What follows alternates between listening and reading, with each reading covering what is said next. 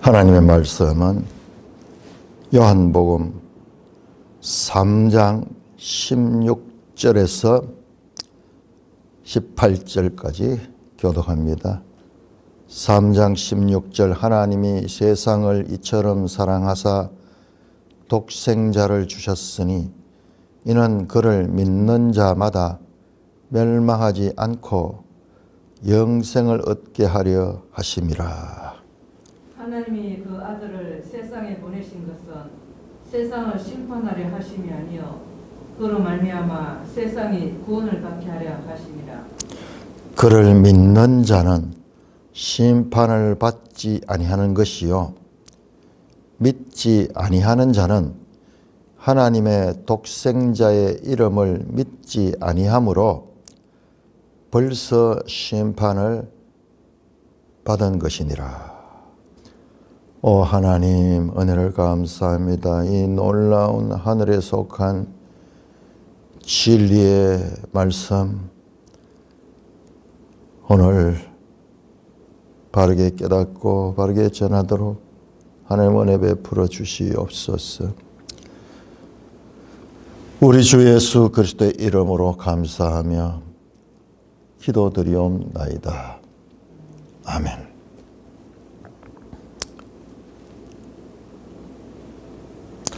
자, 오늘 이 본문은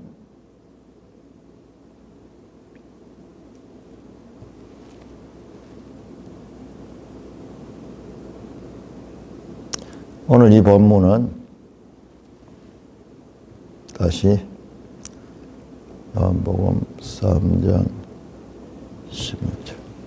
자, 오늘 이 본문은 특별히 우리 요한복음 3장 16절 같은 경우에는 전 세계적으로 너무나 유명한 그와 같은 성경을 대표하는 구절이죠. 과거에 보면은 축구 경기 같은 거 하는데 보면은 한 번씩 탁 손에 팻말을 이렇게 존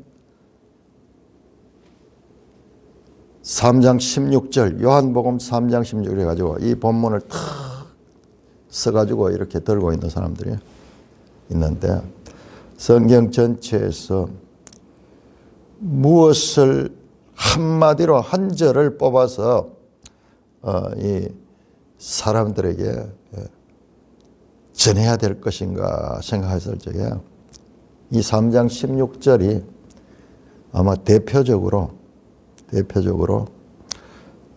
뽑힐 것입니다. 암송도 아마 성경 구절 중에서 가장 많이 할 거예요. 이 성경 구절이 하나님이 세상을 이처럼 사랑하사 독생자를 주셨다. 그런데 여기에서 이야기하는 이처럼 가는 게 뭐예요? 이처럼 앞에 선제한 내용이 있겠죠. 우리는 그 문맥 없이 그냥 봐버리니까는 그냥 지나가는데 이처럼 가는 것이 중요합니다.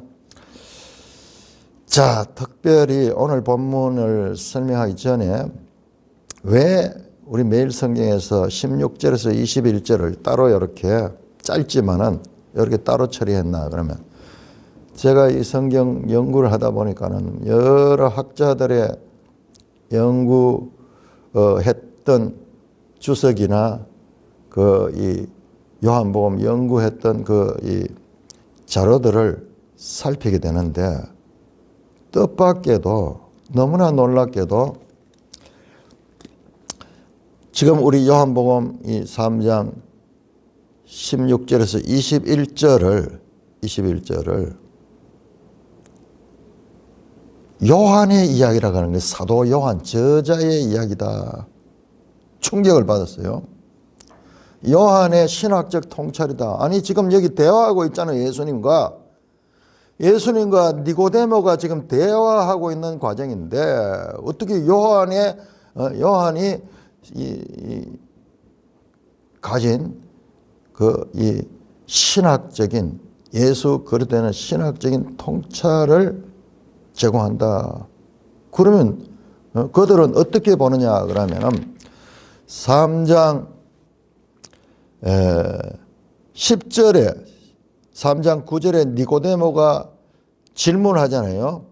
질문하죠. 어찌 그런 일이 있을 수 있습니까? 어찌 그런 일이 있습니까? 뭡니까? 그런 일이 있을 수 있나이까? 두나마에 이것도 할 수 있습니까? 그런 일이 어떻게 가능합니까?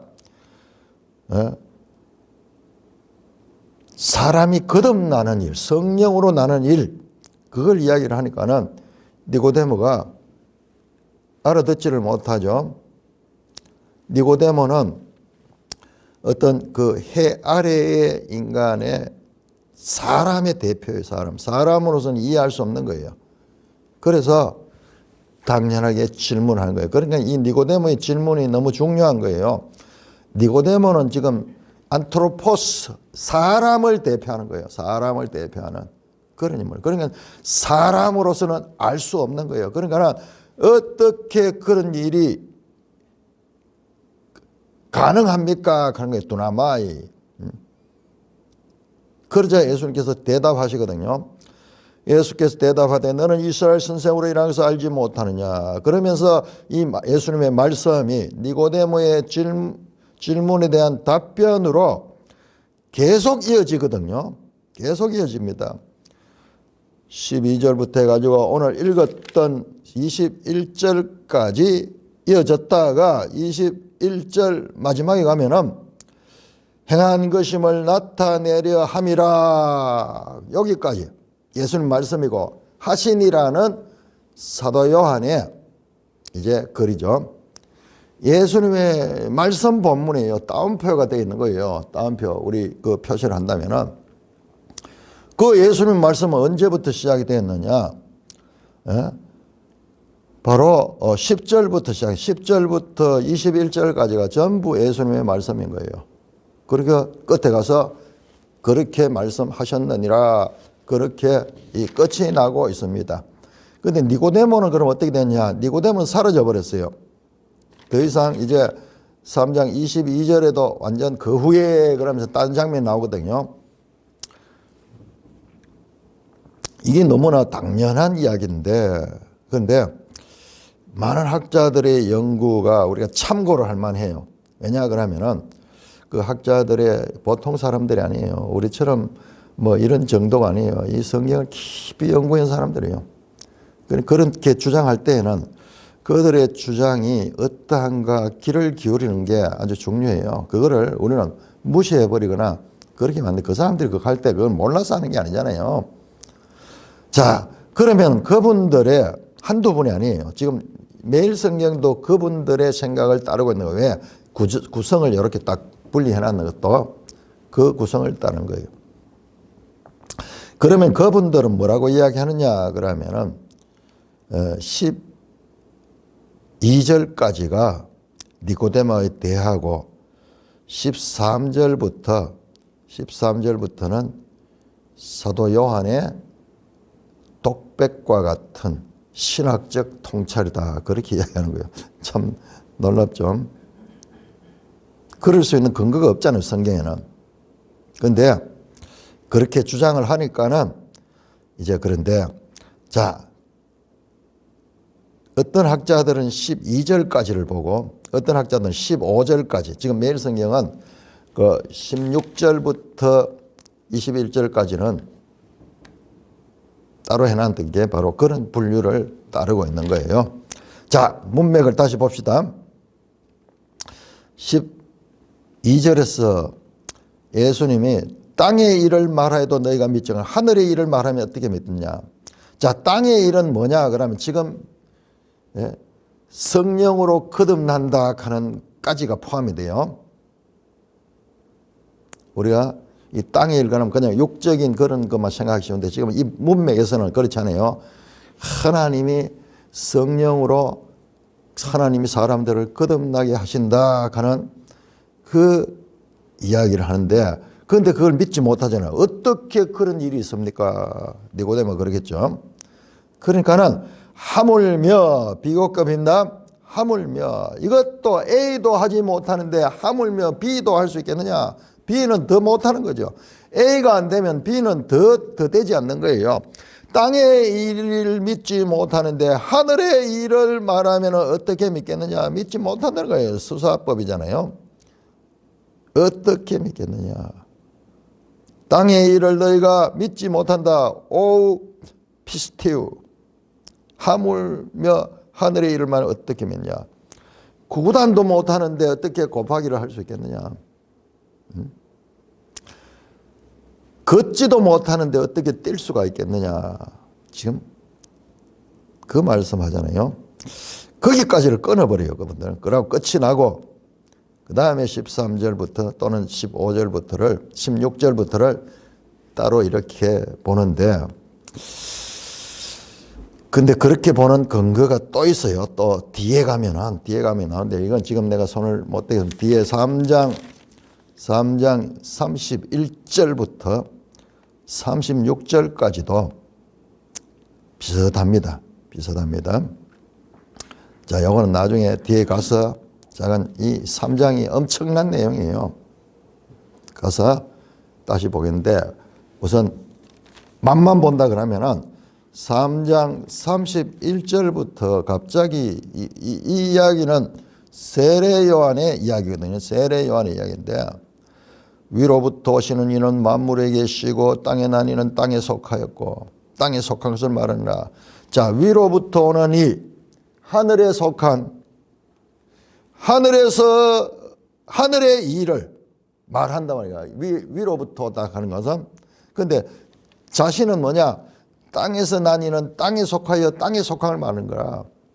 그러면서 하늘의 일과 땅의 일을 이렇게 이제 그 질적인 차이, 동일하게 질적인 차이를 이야기하면서 내용이 전개되는데, 나중에 한번 보면은 이 두 내용이 아주 연결이 되도록 되어 있어요. 연결이 되도록 있습니다. 자, 일단 제가 보니까는 그런 신학자들의 해석은 참고는 하되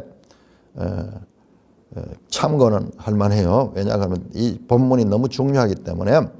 자, 보세요. 13절에 보면 하늘에서 내려온 자 인자 위에는 하늘. 자, 지금부터만 13절 이유는 무슨 이야기냐 그러면은 12절에 말했던 하늘의 일을 지금 설명하는 거예요. 하늘의 일을 설명하는 거예요. 저는 이게 예수님이 계속해서 니고데모에게 하는 말씀이라고 저는 믿습니다. 왜냐 그러면 이 말은요, 엄청 어려운 이야기거든요. 하늘의 일은 하나님이 하시는 일을 가리키는 건데, 이거는 보통 사마리아 여인한테나 일반 제자들한테 그 할 이야기가 아니에요. 그 수준이 너무 높은 거예요. 그러니까 니고데모는 비록 이와 같은 영적으로는 둔한 사람임에도 불구하고 그게 깊은 이야기를 하면요, 나중에 알아듣습니다. 이 사람들 알아들어요. 지금 니고데모 여기 좀 뭐 어리숙하게 뭐 나오지만 이게 보통 사람이 아니에요. 깊이 숙고하고 그들이 또 성경 연구했던 것과 맞춰서 이야기하면 이 사람들은 깨달을 수 있는 거예요. 그러니까 최고 유대 학자에게 최고 깊은 진리를 지금 선포하는 거예요. 자, 그래서 지금 13절 이유는 하늘의 일을 지금 예수님이 말하십니다. 하늘의 일. 자, 그래서 하늘의 일이 뭐냐? 그 하늘의 일은 하늘에서 내려온 자가 보고 들은 것을 전하는 거예요. 자, 그러니까는 저기 31절도 보세요. 위로부터 오시는 이는 만물 위에 계신다. 위로부터 오시기 32절에 보면 그가 친히 보고 들은 것을 증거한다. 위에서 보고 들은 것, 하늘에서 보고 들은 것을 증거하는 거예요. 지금 이것도 지금 마찬가지예요. 예수님이 자신을 하늘에서 내려온 자다. 그 자 이외에는 하늘에 올라갈 자가 없고 올라간 자가 없느니라. 하늘에서 내려온 자 곧 인자인 하늘에 올라간 자가 없느니라. 자, 이런 게 나오니까는 좀 그런데 이건 일단 딱 접어놓고, 하늘에서 내려온 자가 하늘의 뜻을 전하는 거예요. 하늘의 일을 전할 수 있는 자격을 가진 자는 하늘에서 보고 들은 자가 전할 수 있는 겁니다. 그러면 갑자기 14절에 모세가 광야에서 뱀을 든 것 같이 인자도 들려야 하리라. 어제 말씀드렸죠. 들린다는 것은 두 가지입니다. 첫째로 십자가의 죽으심, 그 다음에 부활성천하심, 영광으로 가심. 하늘에서 내려온 자가 하늘로 다시 들려 올라가게 된다. 그 목적이 왜 십자가와 부활성천하게 되느냐? 목적이 믿는 자마다 영생을 얻게 하려 합니다. 믿는 자가 하나님 나라에 들어갈 수 있도록 하게 함이라. 그렇게 하지 않고 영생이라고 말씀했어요. 자, 요한복음에는 하나님 나라라는 말은 5번인가 6번 안 나와요. 그러나 영생이라는 말은 영생, 생명 이런 말은 막 수십 번 나옵니다. 공간복음과 복음서의 가장 큰 차이가 이런 단어 사용에서 요한은 다릅니다. 자, 영생을 얻게 한다. 마찬가지로 의미가 하나님 나라의 삶을 가리키는 거예요.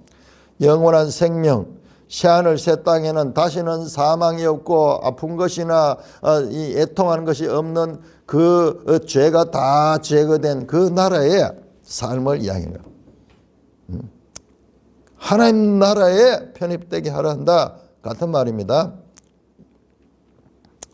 자, 그러면서 자, 오늘 본문 나옵니다.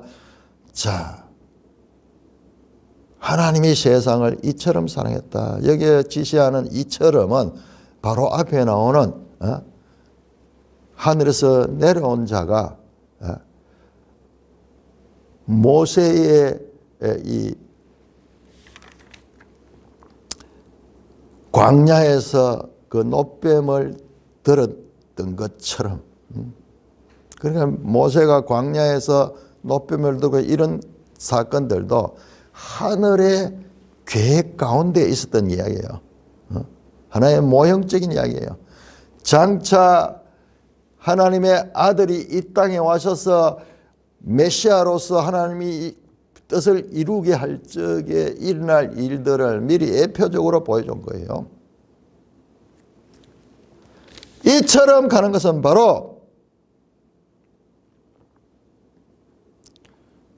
인자가 들려야 되는, 내려오실 뿐만 하늘에 속한 자가 이 땅에 내려오시는 성육신 사건뿐만 아니라 십자가에 죽으시는, 1차적으로 들리는 것은 나무에 달려 들리는 거죠. 십자가에 죽으심과 부활 성천하시는 것까지, 이렇게 하시기까지 하나님이 세상을 사랑했다는 것입니다. 이거는요, 천둥번개 같은 이야기예요. 왜냐 그러면 유대교에서는요, 하나님이 세상을 사랑한다고 말하지 않습니다. 하나님은 택한 백성들을 사랑하지만은 세상은 진멸의 대상이고 심판의 대상이고 세상은 멸망될 것으로 하나님 백성들과 구별하는데, 예수님은 그들의 유대인들의 고정관념을 완전히 허물어버리는 천둥 번개 같은 소리를 하는 거예요. 지금 유대교 대학자가 지금 충격을 받게 되는 거예요. 하나님이 세상을 이처럼 사랑한다. 하나님이 세상을 사랑한다. 그래서 어떻게 독생자를 줬다. 독생자를 줬다.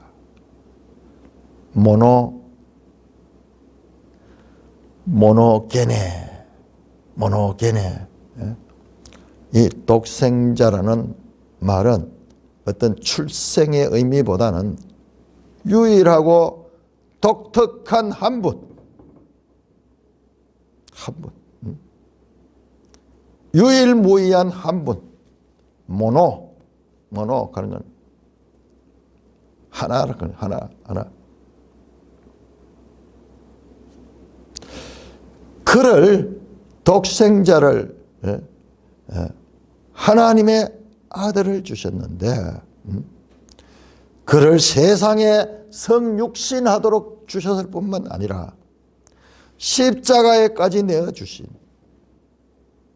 그와 같은 그렇게 하기까지 세상을 사랑했다. 그 세상을 사랑하는 그렇게 한 이유가 그를 믿는 자마다 멸망하지 않고 영생을 얻게 하려 함이라. 그를 믿는 자마다 멸망하지 않고 아폴루마이 멸망하지 않고 영생을 얻게 하려면 또 나오죠. 조의 아이오네 영원한 생명 영생을 얻게 하려 하심이라. 영생을 얻게 하려 하심이라. 멸망하지 않고. 자, 우리 36절 한번 볼까요? 36절. 제가 아까 이야기했죠. 나중에 이 이야기하고 36절 그렇네요. 아들을 믿는 자에게는 영생이 있고 아들을 순종하지 않고 자는 영생을 보지 못하고 도리어 하나님의 진노가 그 위에 머물러 있느냐. 멸망한다는 거예요. 멸망. 이 멸망 진노의 결과 멸망하는 거예요. 아들을 믿는 자 하나님의 독생자를 믿는 자는 멸망하지 않고 영생을 얻게 하시려고 이게 하늘의 일이에요. 하늘의 일. 하나님의 계획, 하나님의 세계 경영, 하나님의 세계를 구원하시고자 하는 세상을 구원하시고자 하는 하나님의 구원의 경륜입니다. 자, 여러분 요한복음은요. 요한복음은 참 이원론입니다. 이원론. 빛과 어둠, 세상과 하나님 나라, 생명과 사망, 사랑과 미움, 하늘 일과 땅의 일, 이런 식으로 쭉 대조상을 이루면 대조상 참 처음 만들어내는 그 이 언어예요. 우리 사진을 보면 안 나오는 말이에요. 대조 두 가지를 상으로 대조하는 이게 쭉 연결됩니다. 그래서 이걸 갖다가 세상에서는 이걸 갖다가 이원론이니까 이원론.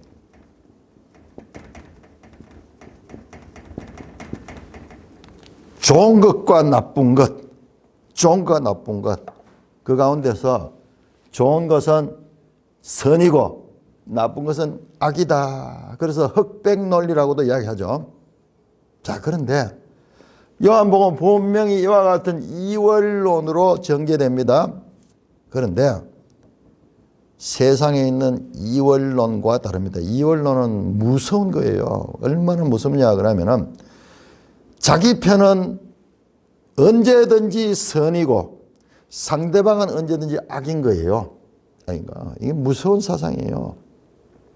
이게 소아적인 인간들의 이기심에서 나오는 세상을 판단하는 방법인 거예요. 우리나라는 늘 좋은 편, 적은 나쁜 편, 영화 같은 데 보면 그렇죠? 전부 우리 편은 막 죽이잖아요. 막 죽이도 괜찮잖아요.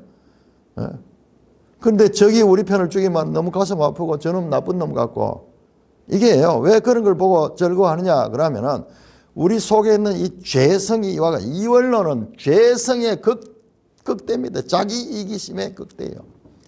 북한 같은 나라 보세요. 북한 같은 나라. 자기 나라는 오직 이 세상에서 가장 낙원이고 주체 사상을 가지고 있고 우리 장군님은 이 모든 세계에서 가장 뛰어난 분이시고 나머지는 쓰레기로 보죠. 쓰레기로. 히틀러의 사상이 독일을 세계 최우수 민족으로 보고 나머지 특별히 유대인들을 멸망시켜 마땅한 그와 같은 이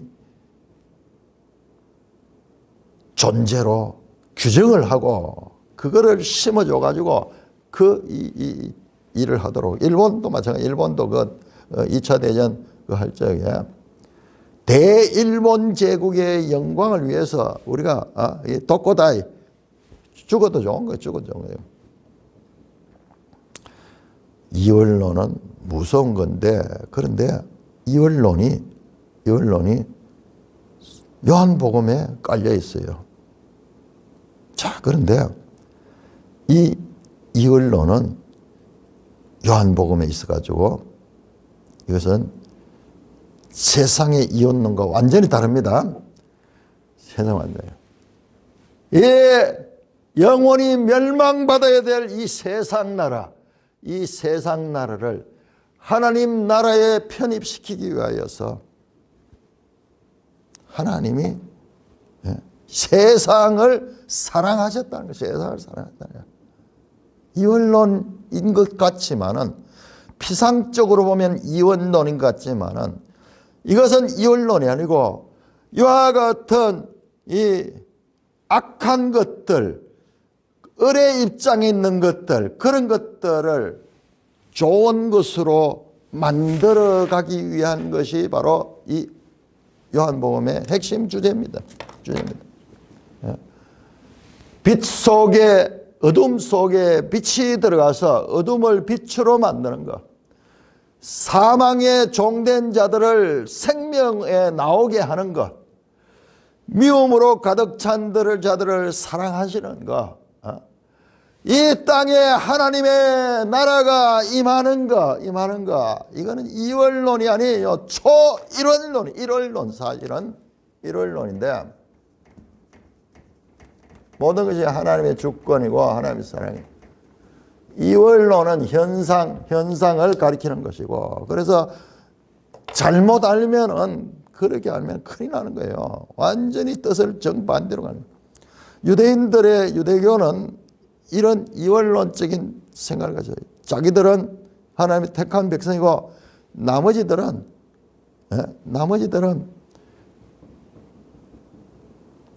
이방인들이고 지옥의 땔감으로 사용된다라는 그런 어디서 나온 생각인지 모르지만 자기 선민 의식이 너무 강하다 보니까는 상대를 악으로 규정하고 자기를 너무 강조하다 보면 이원론의 폐해가 전부 그거예요. 이게 어린아이일 거예요.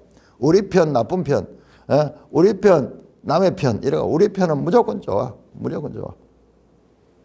우리나라 정치인들도 보면은 그걸 봅니다. 이 사고에 유연성이 없고 전부 적대감. 이건 그러니까 이 세상은 지옥이에요. 적대예요. 죽여야 될 자들과. 그러면 상대편의 입장에서는 또 그렇게 생각하는 거예요. 이 세상이 지옥 구덩이가 되는 것이 바로 이원론적인 저런 사상이 남을 인정하지 않는 거예요. 요한복음은 그렇지 않습니다. 요한 사상은 전혀 그렇지 않으면 성경을 잘못 봐버리면은 그렇게 되는 거예요. 자, 그것도 이 세상을 어떻게 이처럼 사랑하셔. 독생자를 성육신하여 하나님의 아들을 이 땅에 보낼 뿐만 아니라 그 십자가에 달리시기까지 그리고 부활성천하시기까지 그렇게 하기까지 하나님이 이 세상을 사랑하신다. 여러분 요한 1서 이 세상을 사랑하지 마라 그러는데요. 하나님은 사랑해. 하나님은 사랑해. 자, 이건 차원이 다릅니다. 이런 관점에서 이런 관점에서, 이원론적인 관점에서 이 세상을 사랑하지 않아야 되지만은, 그러나 그리스도인들은요, 이 세상까지도 하나님의 관점에서 사랑해야 되는 거예요. 그래서 이 세상이라는 단어가 그냥 이 객관적인 이 지구를 가리키는 표현도 되지만은, 물리적인 그런 표현도 되지만은, 세상에 속한 사람들, 그것까지 다 포함이 되는 거예요. 포함되는 거예요. 세상의 문화, 세상의 이 의미가 엄청 함축적입니다. 자, 그래서 독생자를 주셨다. 아들을 보내시고 그 다음에 대속적 죽음까지, 모세의 그 이 장대에 달린 노뱀처럼 대속적 죽음을 당하시기까지 세상을 사랑하셨다. 이 사랑이 뭐라고 표현할 수가 있어요? 이보다 큰 사랑이 세상에 돼 있어요. 혹 친구를 위하여 대신 죽는 사람이 있거니와, 그 사랑과 세상의 사랑, 그런 사랑과 비교할 수 없어요.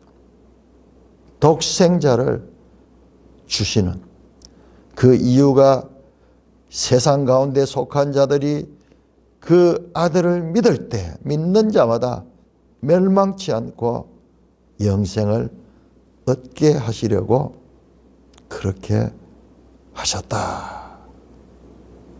이게 하늘의 일이에요. 하늘의 일.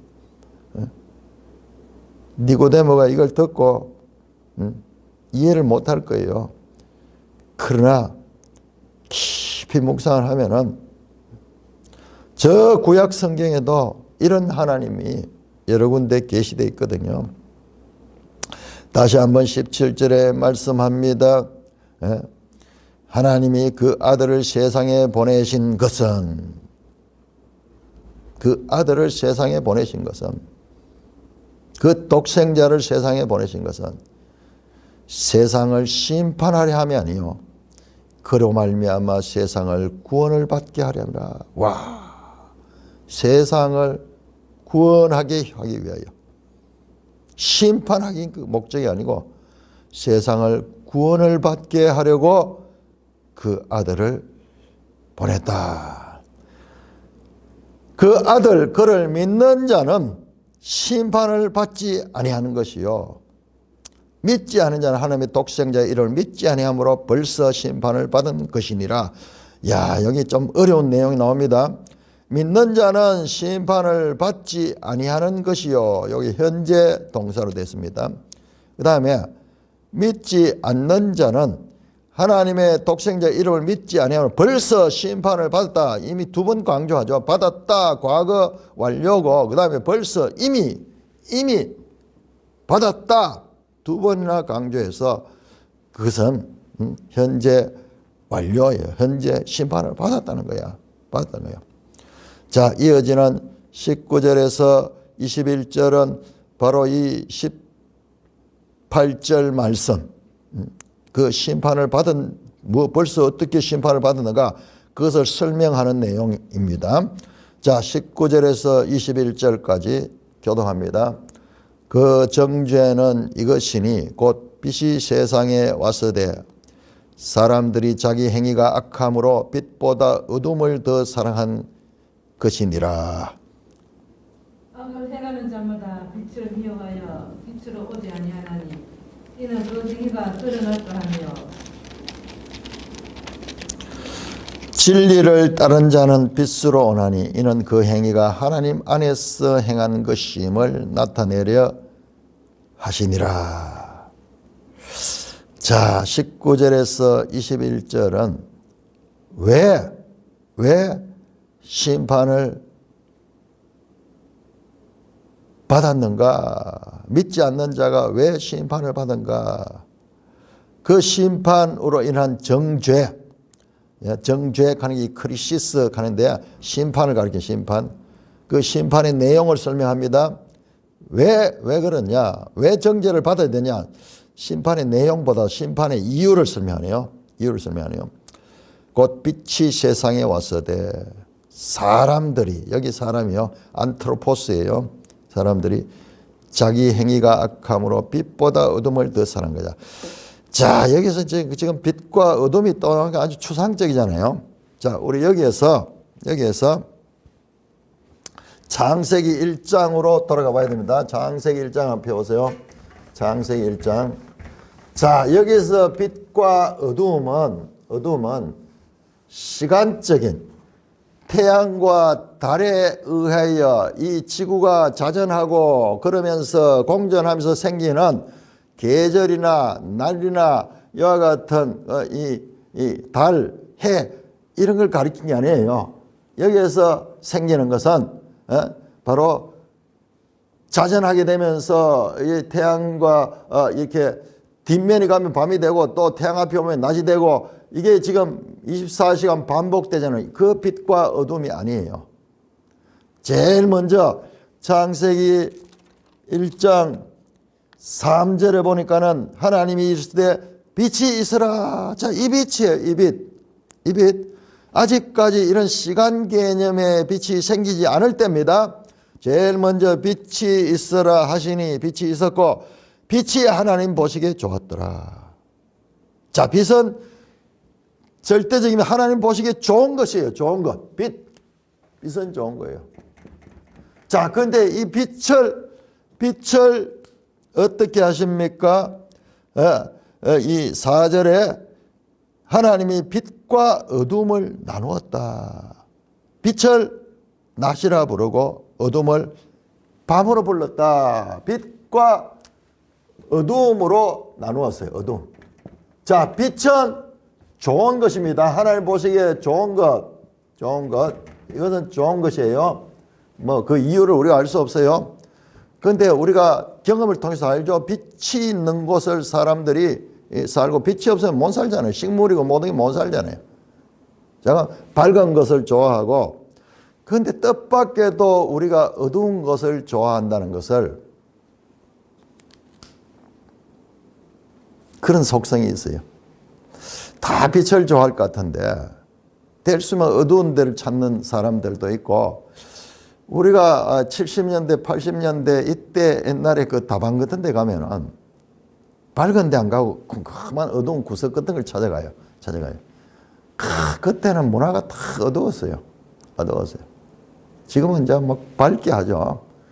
밝게 하고 뭐 전력 사정도 안 좋아서 그럴 수도 있지만은 어두움이요. 어떨 때 우리에게 안정감을 줘요. 빛이 너무 밝으면은 거기에 우리가 불안하고 가지 못합니다. 자, 그러면 어두움은 뭐냐? 여기 빛은 좋은 거예요. 어두움은 뭐냐? 빛의 결핍이에요. 자, 이게 되게 철학적인 이제 할 수밖에 없는데 이렇게밖에 설명할 수 없어요. 자, 빛이 좋은 것이면 어둠은 빛이 없는 것이에요.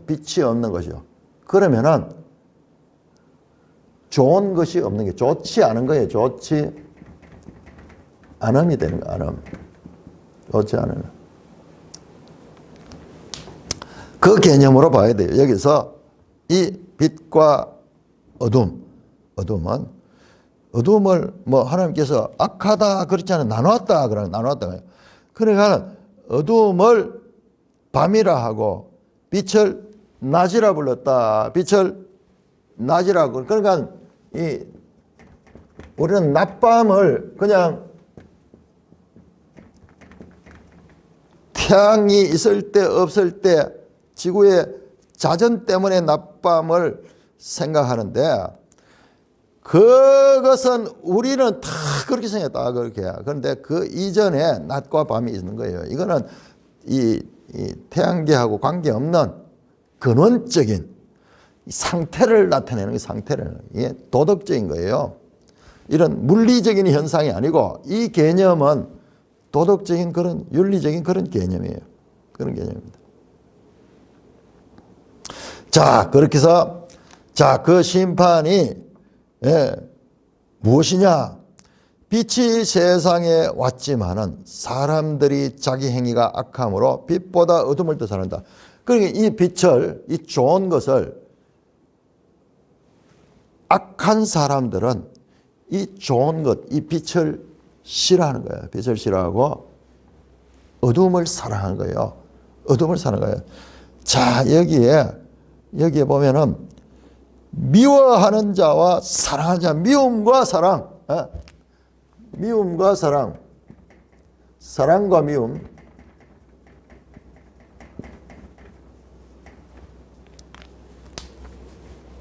죄성이 빛을 보고 미워하고 그 다음에 어둠을 사랑하는 거예요. 사랑하는 거예요. 자, 여기에 이제 이 윤리적인 의미가 들어갑니다. 악을 행하는 자들, 악을 행하는 자마다 빛을 미워하고 빛으로 오지 않는다. 여러분, 무슨 저 죄인들도 더 빛을 좋아하죠. 그러니까 이 빛은 이런 그 시간 개념의 빛이 아니라 태양계의 빛이 아니고 이것은 지금 윤리적인 그런 의미를 가진 것입니다. 악을 행하는 자마다 빛을 미워하고 빛으로 오지 아니하나니 이는 그 행위가 드러날까 하며. 참 놀랍죠. 우리가 아침에 창으로 햇살이 쫙 돌을 때 보면은, 햇살이 돌 때 보면은 방에 먼지가 막 돌아다니는 게 보여. 그 햇빛, 그 햇살이 있는 곳에는. 그러나 햇살이 없는 곳에는 그런 게 전혀 없이 깨끗한 평안한 상태인데 그 햇살을 통해서 보면은 미세한 먼지들이 막 사람이 움직이기만 해도 이불 같은 거 털면은 막 말할 수 없이 먼지가 막 일어나죠. 다 드러나는 거예요. 다 드러나는 거예요. 그러니까 그 죄도 다 드러나는 거예요. 죄도. 이 빛 앞에 나서면은 그 모든 죄들 이런 것들이 다 드러나는 거예요. 그렇기 때문에 빛을 미워하는 거예요. 빛이 내가 죄인됨을 가르쳐 주기 때문에. 어둠에 있으면은 그냥 평안한데, 그냥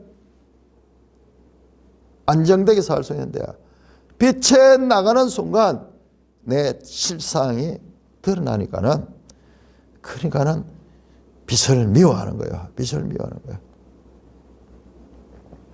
21절입니다. 진리를 따르는 자는 빛으로 오나니 이는 그 행위가 하나님께서 행한 것을 나타내라. 자, 그런데 진리를 따르는 자, 자, 여기에 보세요. 믿는 자와 믿지 않는 자는 어쩌? 믿는 자, 믿지 않는 자. 자, 믿지 않는 자는 이 어둠을 좋아하고 빛을 미워하죠. 그런데 믿는 자는 이제 이 빛 가운데 구원을 받는데, 이 믿는 자가 누구냐 그러면은 믿는 자가 진리를 따르는 자예요.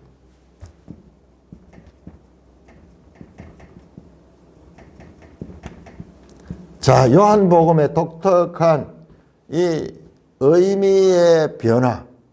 믿는 자는요, 또 보면은 아는 자예요. 아는 자. 뒤에 나옵니다. 역시 진리도 암과 연관이 있죠. 그런데 여기는 이제 알레테이아라는 진리. 요한복음에 많이 나오는 표현입니다. 자, 이 의미가 아주 변화하면서 발전하는 그런 그 요한복음의 특별한 그런 부분이 있는데, 일단 여기까지 믿는 자는 진리를 따르는 자다. 그 논리적으로 그렇게 연결이 되거든요. 믿는 자는 심판을 받지 아니하고, 심판을 받지 않는 건 왜냐하면 빛 가운데 있기 때문에 심판을 받지 않죠. 그런데 그 진리를 따르는 자는 빛을 따라가는, 빛을 좋아하는 거예요. 빛을 좋아하고. 그런데 그 이유가요, 빛을 좋아하는 이유가 아주 중요합니다. 그냥 흑백 논리 같지만은 여기에 이유가 더 중요합니다. 여기에. 자, 앞에 보세요. 20절에는 그 행위가 드러날까 가지고 그것은 이제 이 빛을 미워하는 자죠. 악을 행하는 자죠. 악을 행하는 자. 악을 행하는 자와 대조되는 게 진리를 따르는 자예요.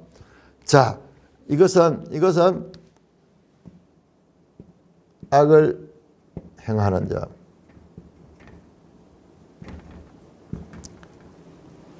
죄 가운데 있는 자들, 자, 그쪽에는 저쪽을 사랑하고 이 빛을 미워하지만은, 자, 진리를 따르는 자는 빛을 찾아 나오는데 이유가 뭐냐? 이유가 그 행위가 둘 다 그 행위입니다. 자, 20절에도 이는 그 행위가 드러날까 하며 21절에도 이는 그 행위가 에르고온 가니, 이것도 아주 중요한, 요한복음이 중요한 단어입니다. 일 또는 행위. 그 행위, 진리를 따른 자, 빛으로 나오는 진리를 따른 자는 그런 따르는 행위를 하는 이유는 뭐냐 하면 하나님 안에서 행한 것임을 나타내려 함이라. 무슨 말이죠? 이 행위는 누가 하느냐? 자, 진리를 따르는 자, 믿는 자도 마찬가지예요. 아는 자도 마찬가지입니다. 이 개념이 아주 풍부하게 나옵니다. 풍부하게 나오는데, 자, 이거는 누가 했냐? 하나님 안에서 행했다. 이것은 사람 그 상태로 있는 거고, 이것은 하나님의 주권적 역사하심이.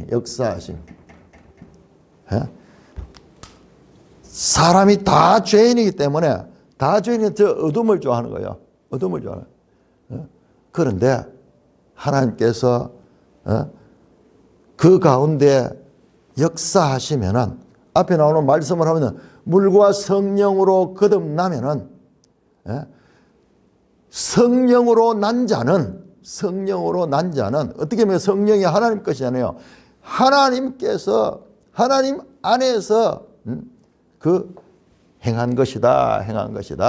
자, 여기에도 그냥 내 의지를 따라서 빛을 선택하고 내 의지를 따라서 어둠을 선택하는 건 내 의지가 맞아요. 내 의지적이지만은 빛을 선택하는, 모든 사람이 다 어둠을 선택할 수밖에 없는데 빛을 선택하는 자는 하나님이 그 안에서 거듭나게 하셔서 이렇게 빛을 따라간다는 것을 나타내려 함이라 하시니라. 니고데모의 대화예요. 명백한데 어떻게 막 그런 딴 이야기를 할까요? 자, 니고데모의 대화 가운데 나옵니다. 자, 이렇게 하늘의 일. 자, 이건 16장 이후는 바로 12절에 말하던 땅의 일을 말하여도 너희가 믿지 않는 하늘의 일을 말하면 어떻게 믿겠느냐? 이 하늘의 일, 이것을 믿는 자는 심판에 이르지 아니하고, 믿지 아니한 자는 심판을 이미 받은 상태예요. 자, 그러면서 그것도 빛을 따라 나온 자는 자기 의지가 아니고 하나님 안에서 그와 같은 선택을 했다는 것을 말하고 있습니다. 자, 이 내용들은 점점 이어지면서 더 깊은, 자, 이 시제 같은 게라든지 이런 게 이게 실수가 아닌가.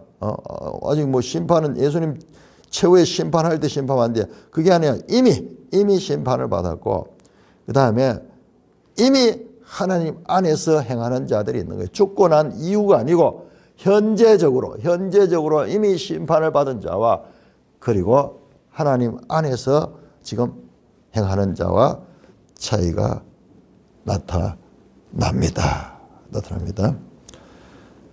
찬송가 311장입니다.